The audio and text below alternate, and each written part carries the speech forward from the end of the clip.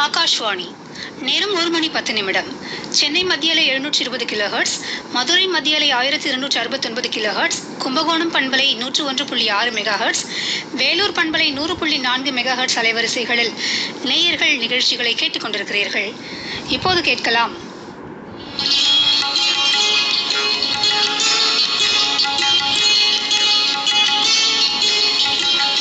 கனிந்த வாழ்வு, முதுமை இனிதாக. முதியோர் நல ஆர்வலர் ML பிரபா அவர்கள் வழங்கும் ஆலோசனைகள் கேட்கலாம். முதுமை காலம் என்பது மட்டும்தான் வாழ்க்கையில் நமக்கென வாழும் காலமாகும். இதுவரை அலுவலகம் மற்றும் குடும்ப பொறுப்புகளில் மூழ்கி இருந்த நாம் அனைத்து பொறுப்புகளையும் வெற்றிகரமாக முடித்துவிட்டு இளைப்பாற வேண்டிய காலம் இது. நமது அனுபவம், அறிவு மற்றும் திறமைகள் போன்றவற்றில் முழு மனநிறைவு பெற்றுவிட்ட நேரம். இவைகள் மற்றவர்களுக்கு பயன்பட வேண்டும் என்ற அங்கலாய்ப்பு நம்மில் பலருக்கு இருக்கலாம். ஆனால் தலைமுறை இடைவெளி நம்மை தள்ளி வைத்திருப்பதை மனதில் கொண்டு செயல்பட வேண்டும். ஆலோசனைகளையும் அறிவுரைகளையும் கேட்காமல் கொடுக்கக்கூடாது. அவை நமக்கு அவமானத்தை கொண்டு வரலாம். கூட்டு குடும்ப முறை மறைந்துவிட்ட நிலையில் மகன், மருமகள் போன்ற அடுத்த தலைமுறையினரின் வாழ்க்கை முறை நமக்கு வித்தியாசமாக தெரியலாம். மாற தயாராக இருக்க வேண்டும். அவர்கள் நம் குழந்தைகள், அவர்களுக்கு ஒன்றும் தெரியாது என்றெல்லாம் தப்பு கணக்கு போடாதீர்கள். அவர்களின் வாழ்வில் எல்லா நிலைகளும் வழக்கம் போல நீங்கள் ஆதிக்கம் செலுத்த நினைத்தால் போகுமிடம் முதியோர் இல்லமாகத்தான் இருக்கும். அவர்களும் அவர்களின் குழந்தைகளும் நம்மை விட புத்திசாலிகள் என்பதை உணர்ந்து நாம் நடக்க இல்லை நடிக்க கற்றுக்கொண்டால் குறை காலத்திற்கு நிம்மதி பெருமூச்சு விடலாம். இதுவரை தலைவனாக இருந்து பல வெற்றி களங்களை கண்டுவிட்டோம். இனி தொண்டனாக மாறி மகிழ்ச்சியுடன் வாழ கற்றுக்கொள்வோம். நமது சாதாரண ஒரு பங்கு மனச்சிக்கல் 3 பங்கு உடல் சிக்கலாக ஏற்படுத்தும் என ஆய்வுகள் கூறுகின்றன. எனவே மன நிம்மதியை தற்காத்துக் கொள்ளும் முயற்சிகளுக்கு முன்னுரிமை கொடுக்க தயாராக வேண்டும். அப்போதுதான் இந்த வயதில் நம்மை தீவிரமாக தாக்க வரும் சர்க்கரை நோய், புற்றுநோய், இதய நோய் மற்றும் நரம்பியல் நோய்களில் இருந்தும் தப்பிக்க முடியும். மனதின் சகிப்புத்தன்மையை தான் காலத்தின் கட்டாய தேவை. அது பல நன்மைகளை நமக்கு கொண்டு வரும். அன்றாடம் சிறிதளவேனும் செயல்படும் உடற்பயிற்சியினால் சுரக்கும் என்டார்பின் மனதிற்கும் உடலுக்கும் புத்துணர்ச்சியை கொடுக்கும். இதுவரை உடற்பயிற்சியை தொடங்காதவர்கள் கூட இன்று முதல் சிறிய தூரமாவது நடைப்பயிற்சி முயன்று பாருங்களேன். அதன் அற்புத விளைவுகளை நீங்களே அனுபவித்து புரிந்து கொள்வீர்கள். சத்தான, சுவையான ஆனால் கொஞ்சமான உணவினை அடிக்கடி எடுத்துக்கொள்ள வேண்டும். கூடியவரை கொய்யாப்பழம் போன்ற நார்சத்து உள்ள உணவுகளை உண்பதால் சாதாரணமாக ஏற்படும் மலச்சிக்கலை தவிர்க்கலாம். கணிசமான அளவு தண்ணீர் குடிப்பது கட்டாயம். நமது உடலில் தோள்களில் ஏற்படும் சுருக்கங்களை தாமதப்படுத்தும். ஓய்வு கால சேமிப்பை உறுதிப்படுத்திக் கொள்ளுங்கள். நிதி சார்ந்த விஷயங்களில் தற்சார்பு நிலையை உறுதிப்படுத்திக் கொள்ள வேண்டும். உடல் பலவீனமடைந்த நிலையிலும் பண உதவியையும் பிறரிடமிருந்து எதிர்பார்ப்பது நம்முடைய மன உளைச்சல்களை அதிகமாக்கலாம். வாழ்வினை புதிய லட்சியத்துடன் வாழத் தொடங்கலாம். விருப்பு வெறுப்பு இல்லாமல் அனைத்து உறவுகளுடனும் அன்றாட தொடர்பு மிகவும் முக்கியம்.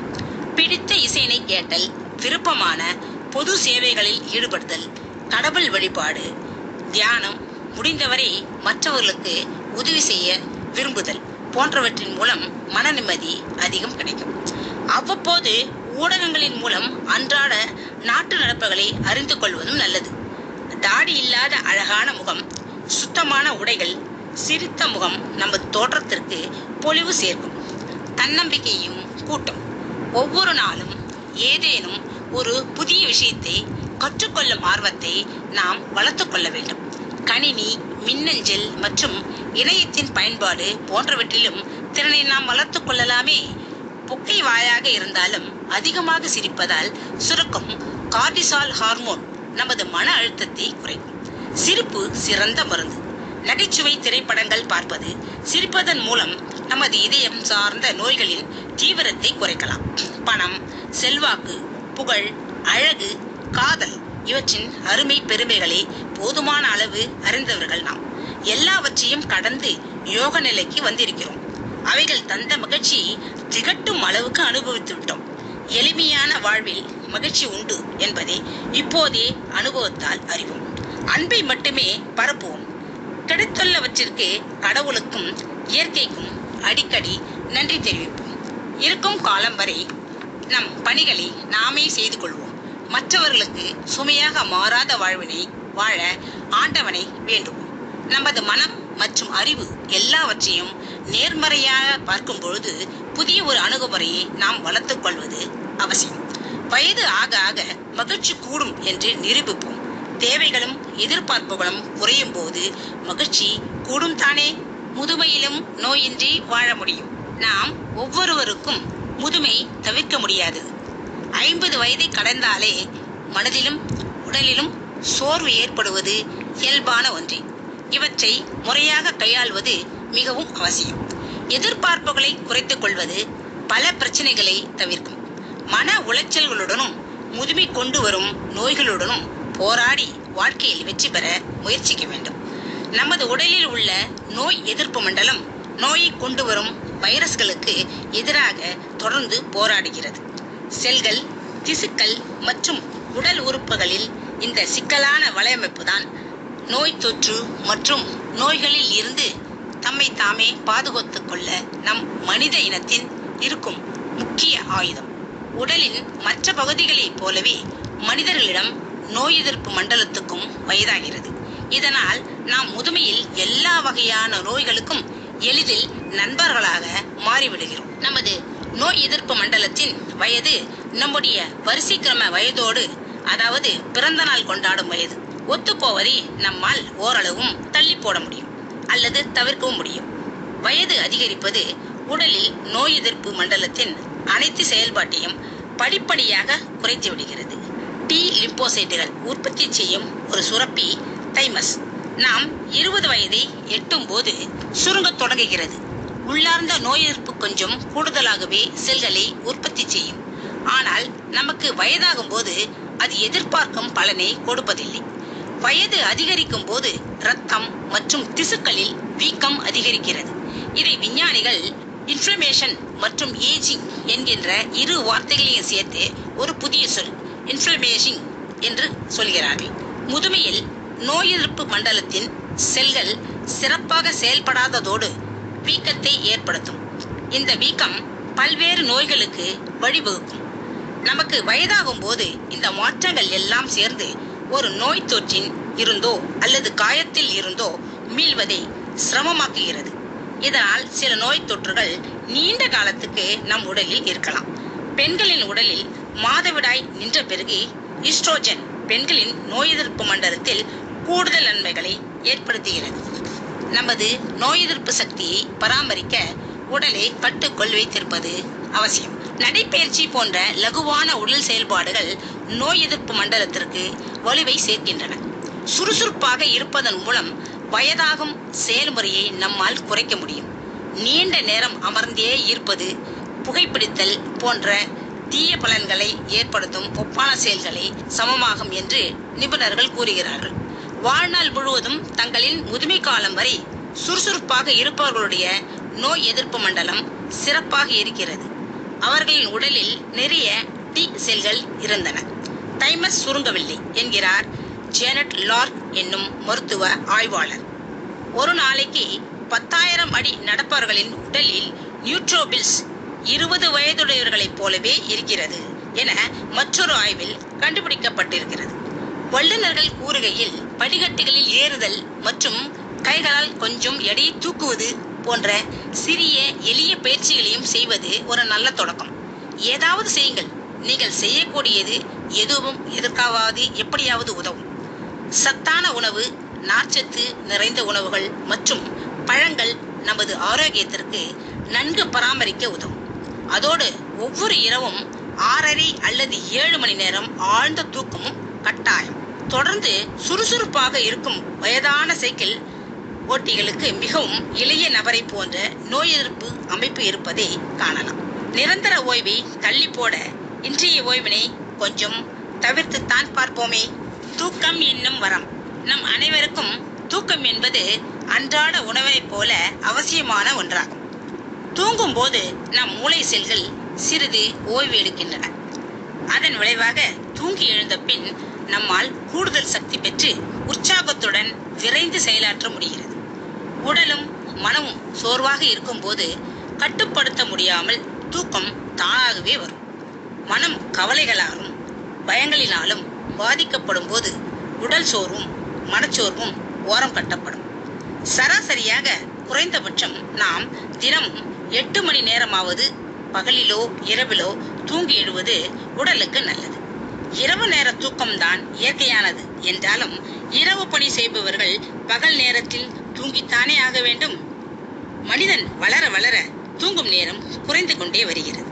படிக்கும் காலத்தில் படிப்பினாலும் தொடரும் குடும்ப பொறுப்புகள் கொண்டு வரும் கவலைகளினாலும் ஒவ்வொரு தனி மனிதனின் தூக்கமும் ஒவ்வொரு விதத்தில் பாதிக்கப்படுகிறது. இது தவிர்க்க இயலாததுதான்.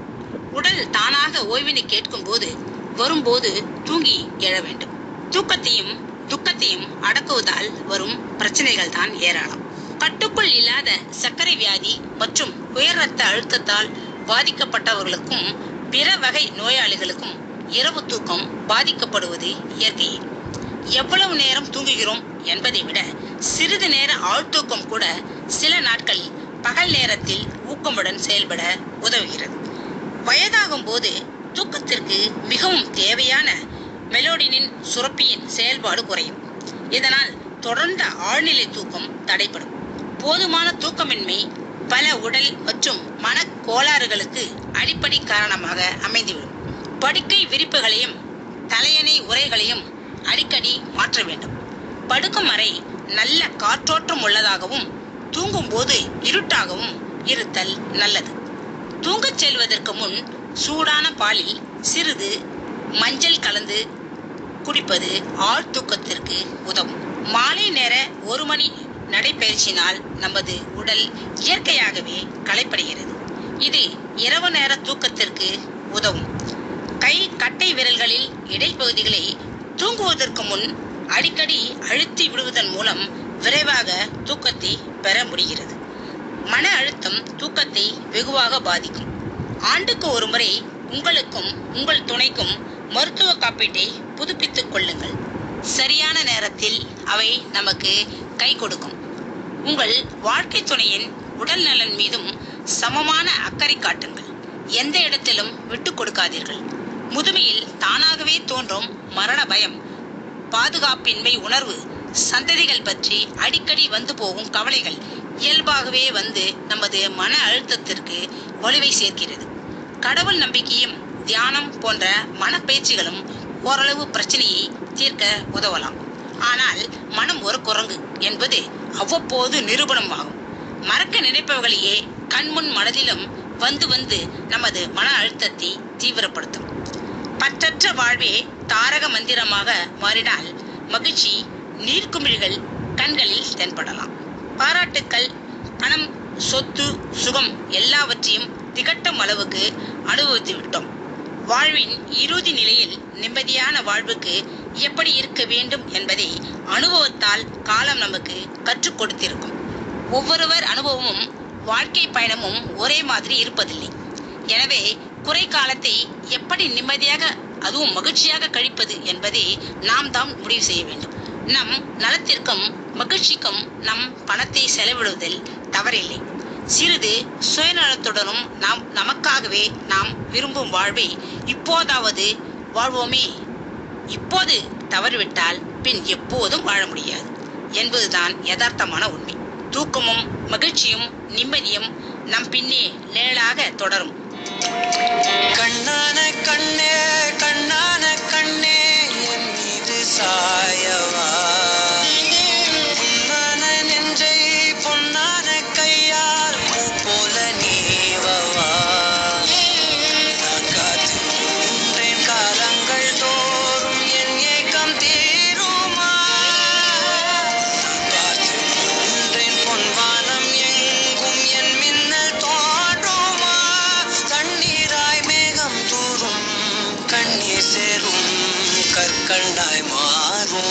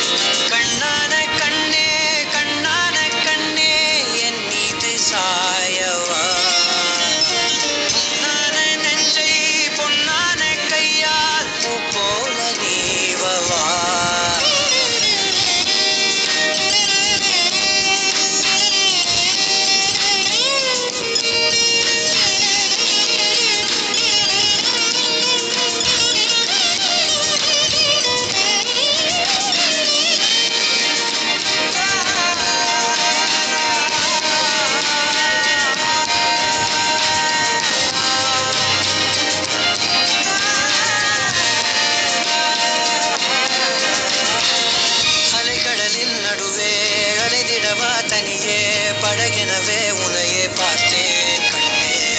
புதை மணலில் விழுந்தே புதைந்திடவே இருந்தேன் குறுநகையை எறிந்தே மீட்டாய். என்னோடும் மண்ணோடும் வாடும் பெரும் ஊஞ்சல் மனதோரம் கண்பட்டு நூல் விட்டு போகும் என ஏதோ பயம் கூடும். மயில் ஒன்றை பார்க்கிறேன் மழையாகி ஆடினேன். இந்த உற்சாகம் போதும் சாக தோன்றும் இதே வினாடி. கண்ணான கண்ணே கண்ணான கண்ணே என் மீது சாயவா. பொன்னான நெஞ்சை பொன்னான கையால் பூ போல நீவவா. போது முன்னெற்றி மீது முத்தங்கள் வைக்கணும். போர்வைகள் போர்த்தி போகாமல் தாழ்த்தி நான் காவல் காக்கணும். எல்லோரும் தூங்கும் நேரம் நானும் நீயும் மௌனத்தில் பேசணும். ஆராரிராரோ ராரோ ராரோ ஆராரிராரோ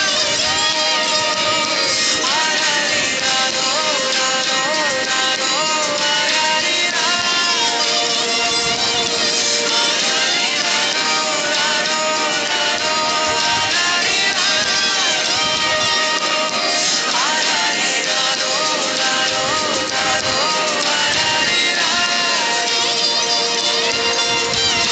கண்ணான கண்ணே கண்ணான கண்ணே.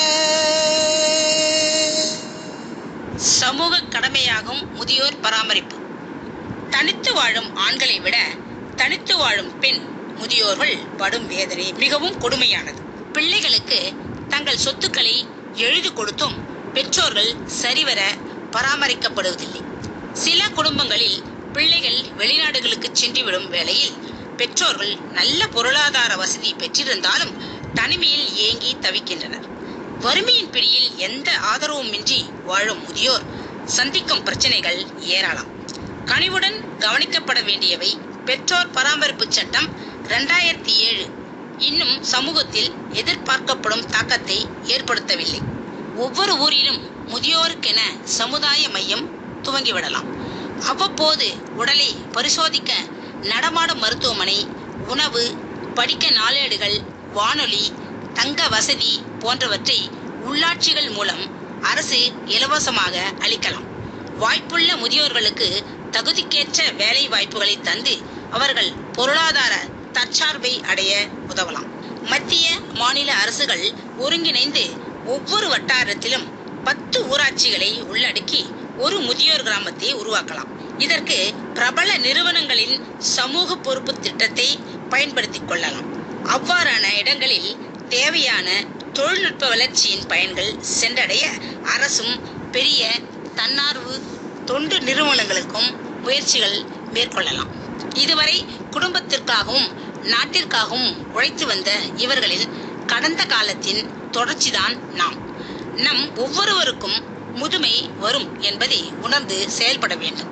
நாட்டின் பொருளாதார முன்னேற்றத்தை மட்டும் நாட்டு வளர்ச்சியின் அளவுகோலாக எடுத்துக்கொள்ள முடியாது. சமுதாய ரீதியிலும் அனைத்து வயது மக்களும், குறிப்பாக இதுகாரம் காலம் பார்க்காமல் பலனையும் எதிர்பார்க்காமல் உழைத்து வந்த முதியவர்கள் நிம்மதியாகவும் மகிழ்ச்சியாகவும் வாழும்போதுதான் இந்தியாவை முழுமையான வளர்ச்சி அடைந்த ஒரு நாடாக நாம் கருத முடியும். இதற்கான விழிப்புணர்வு பணிகளை பள்ளியிலிருந்தே அரசும் சமுதாயமும் தொடங்க வேண்டும்.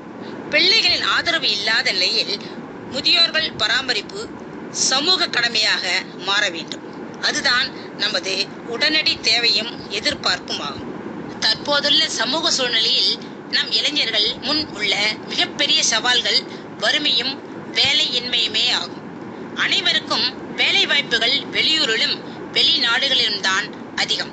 நல்ல சம்பளம் கிடைப்பதால் வயிற்று பிழைப்புக்காக வெளிநாடுகளுக்கு செல்லும் இளைஞர்களின் எண்ணிக்கை ஒவ்வொரு வருடமும் அதிகரித்து வருகிறது. வெளிநாடுகளுக்கு தங்களின் குடும்ப முன்னேற்றத்துக்காக வேலைக்கு செல்வது தனிநபரின் தேவையும் விருப்பமும் ஆகும். உலகில் எந்த மூலைக்கு சென்றாலும் செல்பவர்கள் தங்களுடன் தங்கள் பெற்றோர்களையும் உடல் அழைத்து செல்ல முடிவதில்லை. இந்த நிலையில் கிராமங்களில் இருந்து வெளிநாடுகளுக்கு செல்பவர்கள் சொந்த கிராமத்தில் அவர்களை உறவினர்களிடம் பாதுகாப்பில் விட்டு செல்கின்றனர். ஆனால் பெருநகரங்களில் பெற்றோர்களின் நிலைமைதான் மிகவும் பரிதாபத்திற்குரியது. பெரிய பெரிய அடுக்குமாடி குடியிருப்புகளில் முதியவர்களின் உயிருக்கும் உடைமைக்கும் பாதுகாப்பு என்று நினைத்து அவ்விடங்களில் அவர்களை விட்டு செல்கின்றனர். ஆனால் அடுக்குமாடி குடியிருப்பு வாழ்க்கை முறை சில நேரங்களில் அவர்களுக்கு ஆபத்தாகவும் மாறிவிடுவது நம்மால் காண முடிகிறது. பெருநகரங்களில் பக்கத்து வீட்டுக்காரின் அறிமுகம் கூட இல்லாமல் தான் பலரும் வாழ்ந்து வருகிறார்கள். அதை பெருமையாகவும் பாதுகாப்பாகவும் வேறு கருதுகிறார்கள். அடுக்குமாடி குடியிருப்புகளில் யாருடனும் பேசாமல் தனிமையிலேயே பொழுதை கழிப்பதால் அவர்களுக்கு தூக்கமின்மை, மன அழுத்தம், மனப்பதற்றம் போன்றவை உண்டாகின்றன. அப்படி செல்பவர்களில் சிலர் தங்களின் பெற்றோர்களுக்கு முறையான பாதுகாப்பு மற்றும் உணவிற்கான ஏற்பாடுகளை கூட செய்யாமல் தனியாக விட்டு செல்வது பரிதாபத்திற்குரியது. அதே வேளையில் பிள்ளைகள் சில நேரங்களில் அதிகமான வேலை பளுவின் காரணமாக தங்களின் பெற்றோர்களுடன் பல நாட்கள் தொடர்பில் இல்லாமலேயே இருந்து விடுகிறார்கள். இது மிகவும் கவலை தரும் போக்காகும். வயதான பலருக்கு கீழே விழுந்து விடுவோமா என்கின்ற பயம் இருக்கும். இதனால் வெளியில் எங்குமே செல்ல மாட்டார்கள். வீட்டிற்குள் நடப்பதற்கு கூட சில சமயம் தயங்குவார்கள். இதனால் அவர்களுக்கு உடல் அளவிலும் மனதளவிலும் பல்வேறு பாதிப்புகள் நாளடைவில் கொஞ்சம் கொஞ்சமாக உண்டாகும். அவர்களுக்கு உடல் இயக்கம் மிக அவசியம். வயதானவர்களை பாதிக்கும் மற்றொரு முக்கிய வியாதி டிமென்ஷியா எனப்படும் மறதி நோய். அன்றாடம் ஒவ்வொரு வேளையும் சாப்பிட வேண்டிய முக்கியமான மாத்திரைகளை கூட சில முதியவர்கள் மறந்து விடுகிறார்கள். சில நேரங்களில் உணவை மறந்துவிட்டு மாத்திரைகளை மட்டும் எடுத்துக்கொள்வார்கள். இதனால் உடல் பல்வேறு பாதிப்புகளுக்கு உள்ளாகும். இத்தகைய பெற்றோர்களின் பிள்ளைகள் அவர்களுக்காக தினமும் ஒரு குறிப்பிட்ட நேரத்தை ஒதுக்கி நவீன ஆண்ட்ராய்டு கைபேசிகள் மூலம் முகம் பார்த்து பேசும் வாய்ப்பினை அளிக்க வேண்டும். மேலும் தங்களுக்கு நெருக்கமானவர்களை வாரம் ஒரு முறையாவது தங்களுக்கு பெற்றோர்களை நேரில் பார்த்து நிலைமையை அவ்வப்போது அறிந்து கொள்ள வேண்டும். பண்டிகைகளின் போதாவது ஊருக்கு வந்து பெற்றோர்களுடன் நேரத்தை செலவழிக்க வேண்டும். உடல்நிலை சரியில்லாத நேரத்தில் வெளியே செல்வதற்கு நம்பகமான ஆட்டோ டிரைவரின் கைபேசி எண் போன்ற அனைத்தையும் ஒரு டைரியில் எழுதி கொடுத்து தேவை ஏற்படும் போது அதனை பயன்படுத்த சொல்ல வேண்டும். தங்கள் பெற்றோர்களுக்கு தேவையான பொருளாதார, மனநல பாதுகாப்பு மற்றும் மருத்துவ வசதிகளையும் ஏற்படுத்தி தர வேண்டும். வீட்டுக்கே சென்று சிகிச்சை செய்யும் மருத்துவர்களின் உதவியையும் பெற்று அவர்களை வாரம் ஒரு முறை பெற்றோரின் ஆரோக்கியத்தை கவனித்துக் கொள்ள ஏற்பாடுகளும் செய்யலாம். வெளிநாடுகளில் இருந்து ஊருக்கு வரும் பிள்ளைகள் இங்கே இருக்கும் போது நேரம் முழுவதையும் தங்கள் பெற்றோருடனேயே கழிக்க வேண்டும். அதுதான் அவர்களும் எதிர்பார்க்கிறார்கள். வெளியில் எங்கேயாவது சுற்றுலா சென்றால் அவர்களையும் அழைத்து செல்ல வேண்டும். அப்போதுதான் அவர்களுக்கும் ஆறுதலாக இருக்கும். குழந்தையாக இருந்த போது ஒவ்வொரு நிமிடத்தையும் நமக்காக செலவழித்த பெற்றோர்களை அவர்களின் வயதான காலத்தில் மகிழ்ச்சியாக வைத்துக் கொள்வது பிள்ளைகளின் முக்கியமான கடமை அல்லவா? வயதாகும் குடிமக்கள் எல்லோருக்கும் வாழ்நாளின் இறுதி காலம் மகிழ்ச்சியானதாக அமைய வேண்டும் என்பதுதான் நம் அனைவரின் எதிர்பார்ப்பு. வயதானால் வாடிவிடக்கூடாது. வாழ்க்கை புத்தகத்தின் தவிர்க்க முடியாத முக்கியமானவை கடைசி பக்கங்கள் தானே. நமக்கெல்லாம் வயதாகும் போது மறதி அடிக்கடி வருவது இயல்புதானே. இது ஒரு நோய் என்று நம்மில் பலருக்கு தெரியாது. இந்த நோயினுக்கு டிமென்ஷியா என்று பெயர். டிமென்ஷியா என்பது லத்தீன் மொழியில் மறதி நோயை குறிக்கும். இதன் காரணமாக வயதாகும் போது ஒருவரின் சிந்தனை, நினைவு மற்றும் புரிந்து கொள்ளும் தன்மை குறைந்து அன்றாட வாழ்க்கை மோசமான நிலையில் இருப்பது. மறதி நோய் படிப்படியாக வளரும். இதனுடைய தாக்கம் அதிகரிக்கும் போது நிலைமை மோசமாகும். நோயாலும் முதுமையாலும் மூளையில் உணர்ச்சியை கட்டுப்படுத்தும் பகுதிகள் பாதிக்கப்படுகின்றன. இதனால் மூளையின் செல்கள் இறப்பதால் டிமென்ஷியா ஏற்படுகிறது. மூளைக்கு ஆக்சிஜன் செல்வது நின்று விடுவதால் மூளை செல்கள் அநேகமாக இறந்து விடுகின்றன. மேலும் மூளையின் திசுக்கள் படிப்படியாக அழிகின்றன. நினைவுத்திறன், கவனம் செலுத்துதல், மொழித்திறன் ஆகியவை பாதிக்கப்படுகின்றன. டிமென்ஷியா ஒருவரின் நினைவு திறனை விட ஆளுமையையும் நடத்தையையும் அதிகம் பாதிக்கும். மறதி உள்ளவர்கள் தங்களுக்கு ஏற்படும் இந்த நிலையை அறிய வரும்போது சோகம், பயம் மற்றும் கோபத்துடன் இருப்பர். பேசுதல், படித்தல் மற்றும் எழுதும் திறன் மெல்ல மெல்ல குறையும். மறதி நோய் முற்றிய நிலையில் பாதிக்கப்பட்ட நபருக்கு அன்றாட பணிகளை செய்வதில் பிரச்சனைகள் ஏற்படும். எனவே அவர்கள் மற்றவர்களை பூரணமாக சார்ந்திருக்கும் நிலை ஏற்படும். இதன் அறிகுறிகள் நினைவு இழப்பை ஏற்படுத்தல், மனநிலை மாற்றங்கள், தொடர்பில்லாமல் பேசுவது போன்றவை ஆகும். உதாரணமாக, கடை தேர்வில் இருந்து வீட்டிற்கு செல்லும் வழி மறந்து போகுதல், உறவுகளின் பெயர்கள், இடங்களை மறத்தல், முந்தைய நாளில் நடந்த நிகழ்வுகள் நினைவில் இல்லாமல் போகுதல் போன்றவை ஆகும். தங்களின் நினைவுத்திறன் குறைந்து வருவதாக தோன்றினாலோ மறதி அதிகரித்தாலோ மறதி நோய் இருப்பதாக கருதிவிட முடியாது. அது மன அழுத்தம், மனசோர்வின் அறிகுறியாக கூட இருக்கலாம். உங்களை பற்றியோ அல்லது உங்களுக்கு நெருக்கமான ஒருவரை பற்றியோ உங்களுக்கு அதிகமாக கவலை இருந்தால் உங்கள் குடும்ப மருத்துவருடன் கலந்து பேசி நோய்க்கான காரணத்தை சரியாக அறிந்து சிகிச்சை எடுத்துக் கொள்வது மிக முக்கியம். இதற்காக ஒருவரின் நினைவு திறன் மற்றும் அன்றாட பணிகளை செய்வதில் உள்ள திறனையும் அறியும் பரிசோதனைகள் உள்ளன. ஆரோக்கியமான உணவு பழக்கமும் வாழ்க்கை முறையும் மறதி நோயின் தீவிரத்தை குறைக்கும். குறிப்பாக புகைப்பிடிக்காமை, மது மற்றும் கொழுப்புள்ள உணவுகளை தவிர்த்தல், முதுமை வரை உடலையும் மனத்தையும் சுறுசுறுப்பாக வைத்தல் ஆகியவை மறதி நோயால் ஏற்படும் அபாயத்தை வெகுவாக குறைக்கும். மறதி நோய் உள்ளவர்களை ஏறக்குறைய ஒரு குழந்தையைப் போல நாம் கவனித்துக் கொள்ள வேண்டும். எந்நேரமும் ஒருவர் அவர்களுடன் இருக்க வேண்டும். அவர்களுக்கான மருந்து மாத்திரைகளை சரியான நேரத்திற்கு எடுத்துக் கொடுப்பதுடன் அவற்றை பூட்டி பாதுகாப்பாக வைப்பது நல்லது. ஞாபக மறதியில் அவர்கள் மீண்டும் மீண்டும் மாத்திரைகளை எடுத்துக் கொள்வதற்கான வாய்ப்புகள் அதிகம். மறதி நோய் உள்ளோர் நல்ல நினைவாற்றல் இருக்கும் போதே தனது சொத்து, பணம் போன்ற முக்கிய விவரங்களை நம்பகமான பாதுகாவலர்களிடம் தெரிவிப்பது நல்லது. வீட்டின் அனைத்து அறைகளிலும் எளிதாக புரிந்து கொள்ளும் வகையில் படங்களை மாட்டி அன்றாட நடைமுறை செயல்களை அவர்களுக்கு எளிதாக்கலாம். கழிப்பறையில் வழுக்காத தரையும் உதவிக்கு கைப்பிடிகளும் இருந்தால் நல்லது. அவர்களின் அறைகளை அடிக்கடி மாற்றக்கூடாது. மாற்றினால் குழம்பி விடுவார்கள். அவர்களை அன்புடன் அரவணைத்து செல்வது குடும்ப உறுப்பினர்களின் முதற் கடமையாகும். முதுமையை எவரும் தவிர்க்க முடியாது என்பதையும், பெற்றோர்களை காக்க வேண்டியது தமது கடமை என்பதையும் இன்றைய இளைய தலைமுறையினர் உணர வேண்டும். முதியோர்களின் வாழ்வினை சிறக்க வைப்பது நம் அனைவரது கூட்டு பொறுப்பாகும். அவர்கள் நம்மிடம் கோருவதெல்லாம் அன்பான சில வார்த்தைகளும் அக்கறையுடன் கூடிய அரவணைப்பும் மட்டுமே. அது நம்மால் முடியும் தானே? கட்டாயம் செய்வோம். இதுவரை முதுமை இனிதாக முதியோர் நல ஆர்வலர் எம்.எல். பிரபா அவர்கள் வழங்கிய ஆலோசனைகள் கேட்டீர்கள்.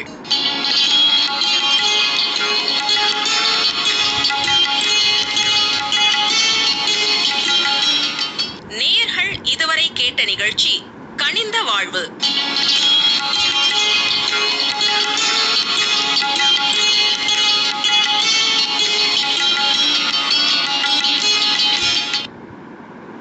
இனி தொடர்வது ஒரு திரைப்பட பாடல். பவர் பாண்டி திரைப்படத்திலிருந்து ஸ்வேதா மோகன் பாடியிருக்கும் பாடல்.